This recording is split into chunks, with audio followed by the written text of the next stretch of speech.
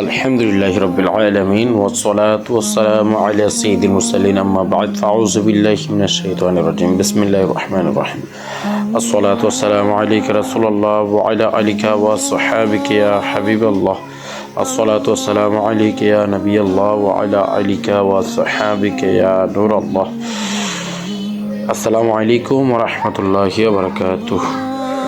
সকলের নিকট এই ভিডিও নিয়ে হাজির। এই ভিডিওর মাধ্যমে আমি দেখানোর চেষ্টা করছি যে আমরা আল্লাহ পাকের সিফাতি নামের মধ্যে একটি বরকতময় নাম বিসমিল্লাহির রহমানির রহিম আমরা প্রত্যেক কাজের পূর্বে এটা পাঠ করে থাকি।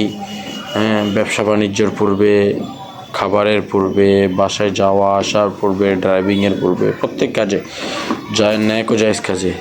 তবে এখন সচরাচর দেখা যাচ্ছে আমাদের মার্কেট এরিয়ায়, বাজার এরিয়াতে বিভিন্ন পোস্টার মাহফিলের এবং বিভিন্ন রাজনৈতিক, বিভিন্ন মাদ্রাসার রিপ্লেট পোস্টারের উপরে ছোট্ট করে বাংলাতে আবার অনেক জায়গায় আরবিতে লেখা থাকে বিসমিল্লাহির রহমানির রহিম।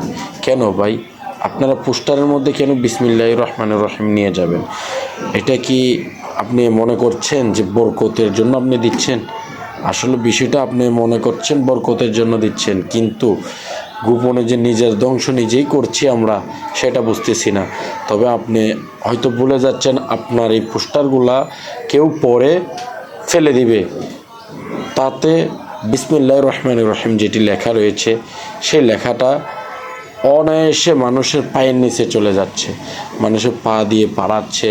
কত না বিচিত্র খারাপ এক ধরনের কাজ আমরা এটা করতেছি, হয়তো আমাদের চোখে লাগতেছে না, আমরা বুঝতেছি না। আমরা বরকতের জন্য দিচ্ছি, আবার না দিতে পারলে মনে হয় যে নিজেকে মুসলমান না। কেন ভাই? ইসলাম এত কঠোরও না। তো আমি আপনাদের নিকট এটা আবেদন করব, ইনশাআল্লাহ আমরা যখনই কোনো পোস্টার, রিপ্লেট যেটাই ছাপাবো, উপরে বিসমিল্লাহ, সালাম, দুরূদ শরীফ কোনো কিছু আমরা দিব না। স্বাভাবিক যে লেখাগুলো লেখার প্রয়োজন সেগুলো আমরা দিব। তাতে করে আমার রব তাআলার নাম মানুষের পায়ে যাবে না, পায়ের নিচে যাবে না।